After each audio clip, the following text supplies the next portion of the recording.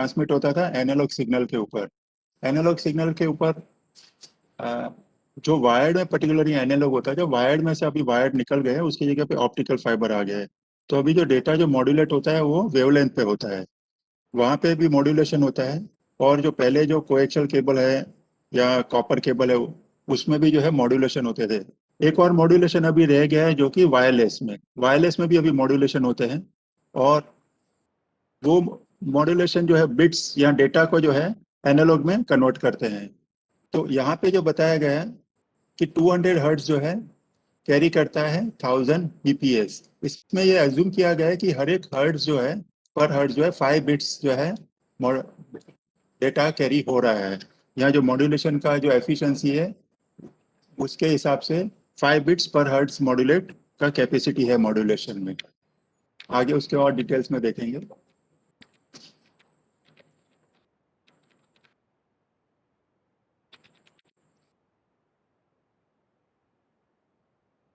Baud rate जो है वो थोड़ा पुराना है। वो सिर्फ उसके मॉड्यूलेशन और उसके लिए यूज होता है, जनरल यूज के लिए वो है नहीं, वो टेक्निकल टर्म है।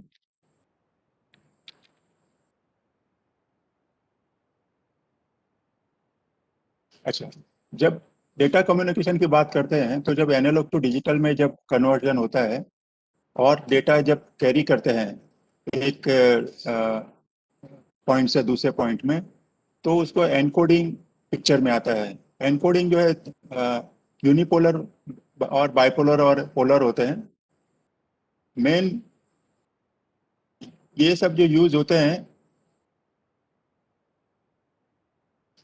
इसके मॉड्यूलेशन के बाद जो है AMI BA HDB3 और NRZ और RZ जो है ये सब पर्टिकुलर मॉडेम से यूज होते हैं। मॉड्यूलेशन डीमॉड्यूलेशन जो यूज करते हैं उसमें ज्यादातर यूज होते हैं। अच्छा, मॉडेम्स जो है जो मॉड्यूलेशन जो यूज करता है उसमें जो है ASK FSK और PSK इस तरह के जो है मॉड्यूलेशन टेक्निक यूज करता है। FSK में जो है फ्रीक्वेंसी चेंज करता है और PSK में फेज उसका वेरी करता है according to the binary data जिसको जो मिलता है उसके हिसाब से या तो उसका फेज चेंज करेगा या तो फ्रीक्वेंसी चेंज करेगा या एम्पलीट्यूड चेंज करेगा। उसके हिसाब से उसको नाम दिया जाता है amplitude shift keying, phase shift keying या फ्रीक्वेंसी शिफ्ट कीइंग। QAM जो है एम्पलीट्यूड मॉड्यूलेशन का फैक्टर है। QAM के जो ऑर्डर है उसके हिसाब से जो है वो नंबर ऑफ बिट्स पर हर्ट्ज जो है वो उसके बढ़ते जाते हैं। फॉर एग्जांपल जैसे 16 QAM है तो 16 QAM में जो है 4 बिट्स जो है 4 बिट्स पर हर्ट्ज वो कैरी करेगा।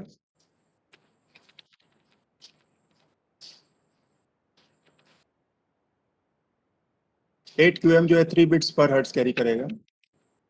अच्छा, ट्रांसमिशन जो है जो जनरली जो है पैरेलल और सीरियल पहले कहा जाता था, लेकिन अभी पूरा ही सीरियल है क्योंकि पैरेलल में जो है पैरेलल लाइंस अवेलेबल होनी चाहिए सेंडर और रिसीवर के बीच में, जो कि इतना इजी नहीं है अचीव करना।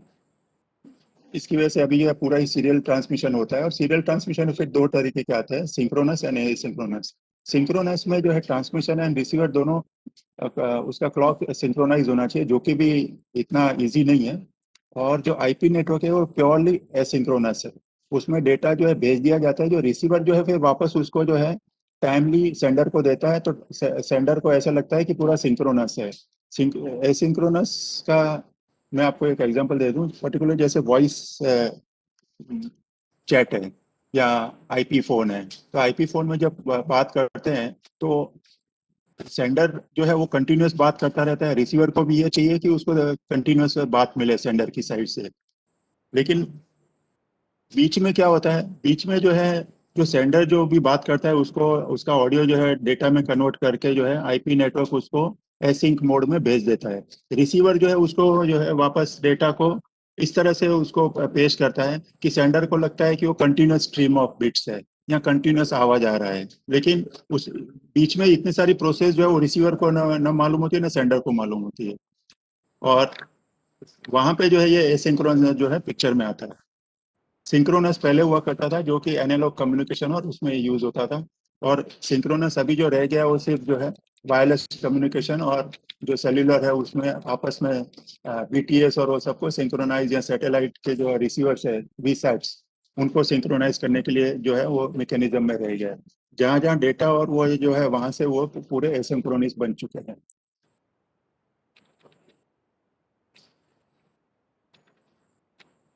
ये डिटेल में दिया हुआ है सिंक्रोनस एंड एसिंक्रोनस का।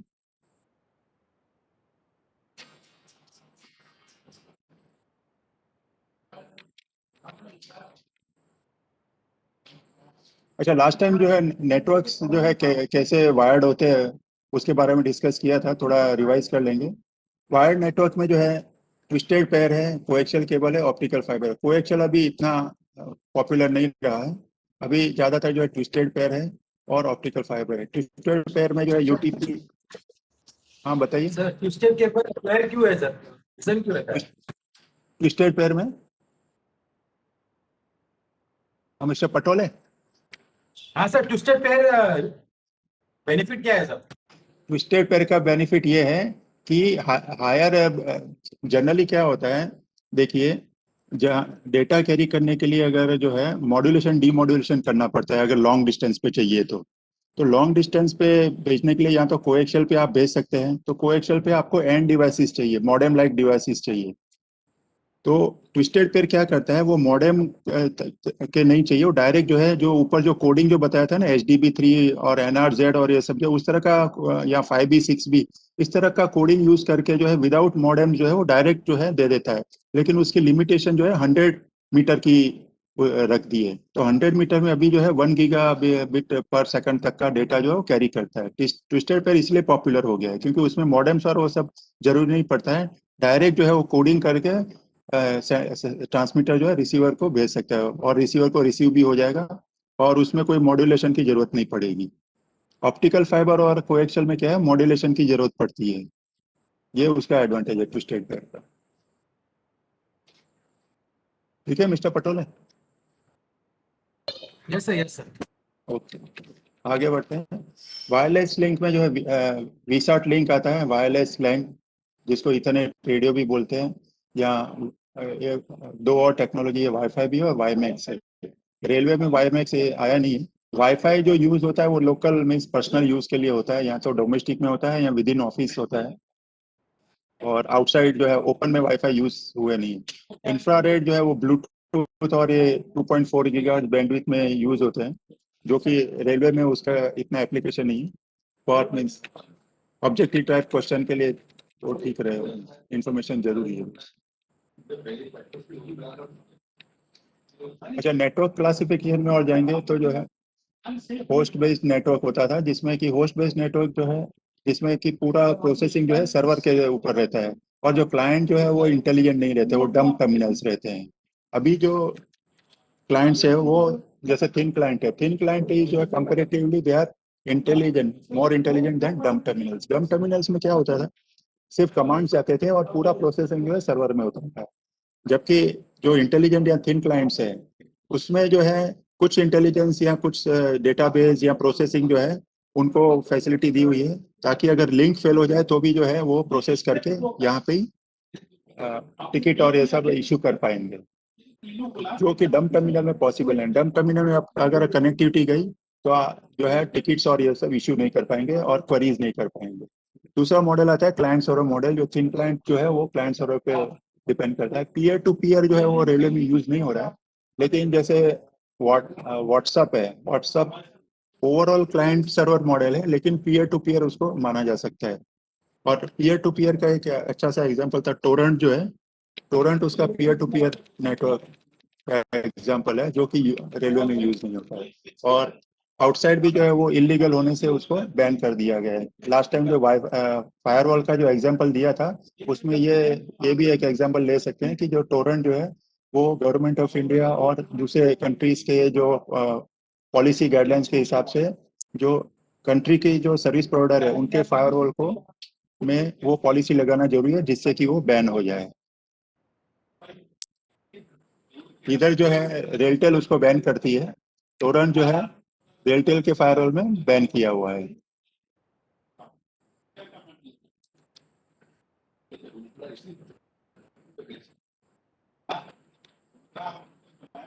ये टोपोलॉजी लास्ट टाइम भी जो है डिस्कस किया था।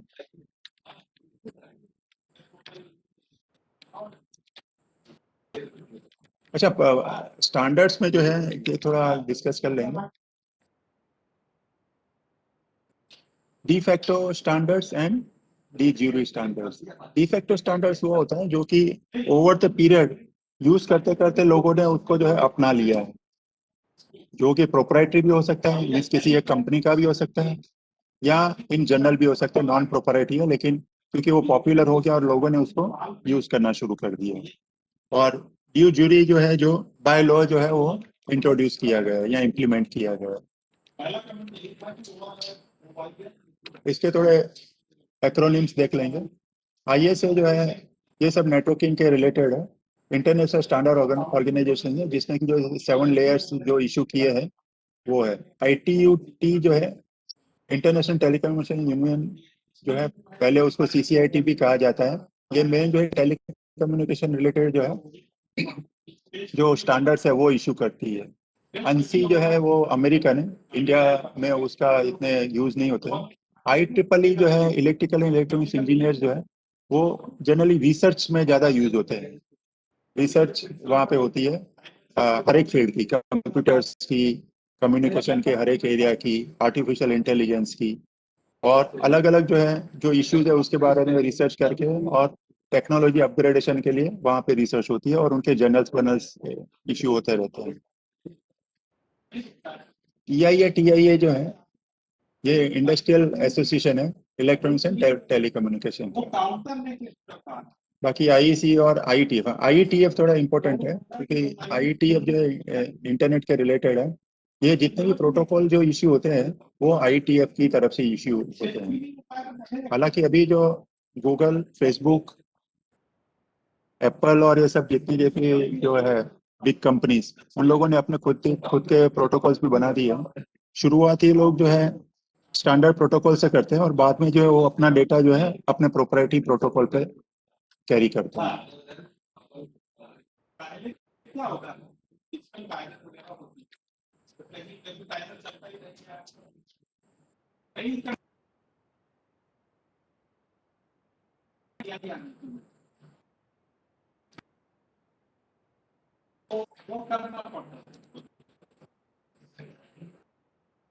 आईटीयूटी जो है, आईटीयूटी ने जो ये स्टैंडर्ड जो इशू किए हैं पर्टिकुलर मॉडेम्स और इस डेटा के लिए, वो यहाँ पे मेंशन किए हुए हैं। वी सीरीज जो है वो कम्युनिकेशन लाइंस के ऊपर जो है डेटा कैरी करने के लिए जो स्टैंडर्ड्स या प्रोटोकॉल्स इशू किए हैं उनको सीरीज का नंबर दिया हुआ है। 3.24 RS-232 सिमिलर जो है उसका प्रोटोकॉल है। पर्टिकुलरली वो यूज होता है डेटा कैरी करने के लिए इसके ऊपर, मक्स के ऊपर। मक्स का जो 64 kbps का एक कार्ड आता है उसके ऊपर V.24 जो है प्रोटोकॉल यूज होता है। और दूसरा एक होता है V.35 जो कि PRS में, UTS में और फॉइस में लास्ट टाइम भी जो मेंशन किया था। X.25 जो है पूरी इंडिया में जो है एक या शायद एक ही इंस्टॉलेशन है, वो है ट्रेन मैनेजमेंट सिस्टम। X.25 खैर यहाँ पे इम्प्लीमेंट नहीं हुआ है, लेकिन उसका फिजिकल वर्जन X.21 जो है यहाँ पे यूज होता है ट्रेन मैनेजमेंट सिस्टम मुंबई में। सेंटर वाले जो है वो यूज करते हैं, वो V.24 यूज करता है। और V.35 जो है, V.35 यूज होता है मॉडेम जो है UTS और PRS में, पर्टिकुलरली नॉट UTS PRS, फॉइस में यूज होते हैं। UTS में भी जो है पूरा G703 पे स्विच ओवर हो चुके हैं।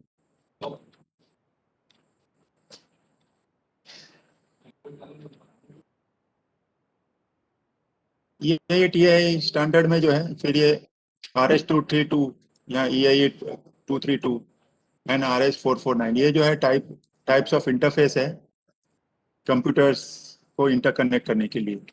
अभी ये इतने पॉपुलर नहीं है क्योंकि अभी पूरा सीरियल पे आ गया, जैसे USB और इथरनेट, ये दो ज्यादा पॉपुलर हो गए, और वायरलेस में जो ब्लूटूथ और वो पॉपुलर हो चुके हैं। तो ये मीन्स इसके पहले वाले जनरेशन के स्टैंडर्ड्स एंड प्रोटोकॉल्स थे जो कि अभी सुपरसेड हो चुके हैं USB से और इथरनेट से। V.34 है जो प्रोटोकॉल जो अभी भी यूज होता है फॉइस में पर्टिकुलरली। V.35 जैसे बताया गया है कि वो वैन इंटरफेस के लिए यूज होता है और 64 kbps जो है चैनल्स यूज की जाती है उसमें। और 100 kbps जो है उसकी कैपेसिटी है मैक्सिमम। क्या जब चैनल 64 kbps है तो वो 100 kbps वो ट्रांसमिट नहीं कर सकता, मैक्सिमम 64 ही कर पाएगा वो। लेकिन डिपेंडिंग ऑन द उसका जो चैनल लिया गया उससे वो मैक्सिमम जो है 100 kbps भी ट्रांसफर कर सकता है। और उसके बाद जो है और अगर डिस्टेंस कम कर दिया जाए जैसे 90 मीटर्स कर दिया जाए तो वो 10 mbps भी जो है कर सकता है। चौथी पिन का उसका connector last time box type बताया हुआ था जिसमें से सिर्फ 18 पिन यूज होती है। G703 जो है ये यूटीएस में ज्यादा यूज होता है। ये खैर 64 kbps बताया हुआ है लेकिन इसमें जो है 2 mbps तक भी जो है यूज होता है।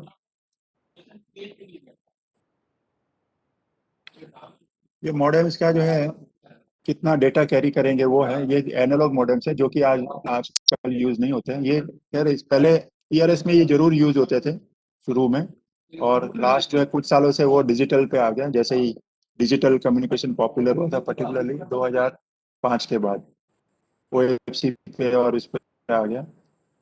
कुछ कुछ लोकेशन आज भी जो है एनालॉग पे है, पर्टिकुलर नॉन रेलवे हेड जो लोकेशन है, और उसमें जो है एनालॉग मॉडेम्स जो है यूज होते हैं। एनालॉग मॉडेम में जो है फिर ये जो है डेटा रेट इसी तरह के रहते हैं 2400 bps। ये पर्टिकुलर 2400 bps जो है यूज होते हैं, और मॉड्यूलेशन टाइप वो यूज करते हैं 4ps के।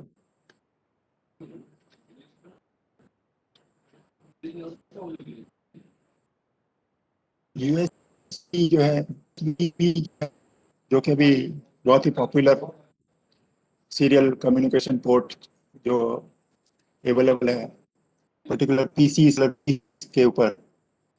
उसके बाद बारे में मैं चेक हूँ उसका डेटा रेट 12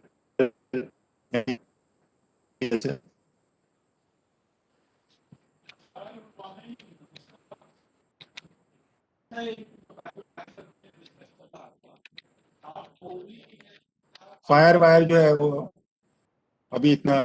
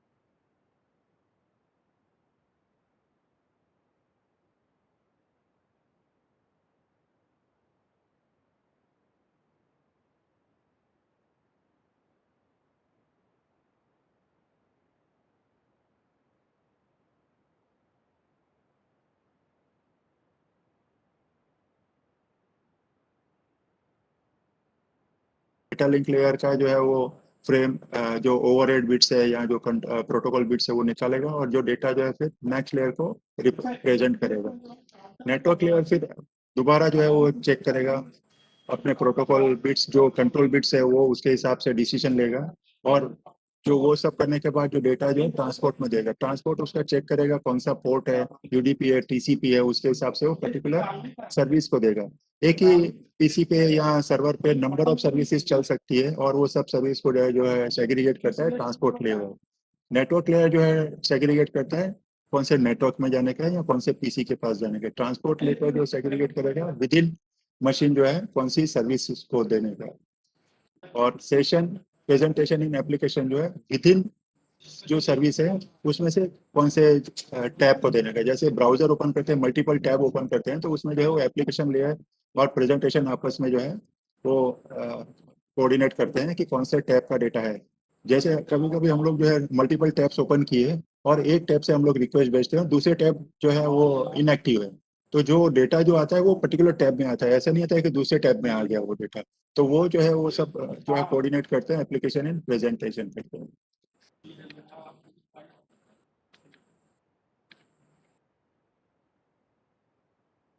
इसमें डिटेल्स में दिया हुआ है कि application layer is responsible for providing networking service जो है। टाइप्स ऑफ एप्लीकेशन दिया हुआ है। टाइप्स ऑफ एप्लीकेशन में MS office, database, presentation, graphics, animation और ये सब है। नेटवर्क एप्लीकेशंस, ये भी सिर्फ एप्लीकेशन है, नॉट नेटवर्क लेयर की नहीं है, लेकिन ये एप्लीकेशन लेयर की है। ये सभी जो इलेक्ट्रॉनिक मेल, फाइल ट्रांसफर, ये सब जो है ये एप्लीकेशन लेयर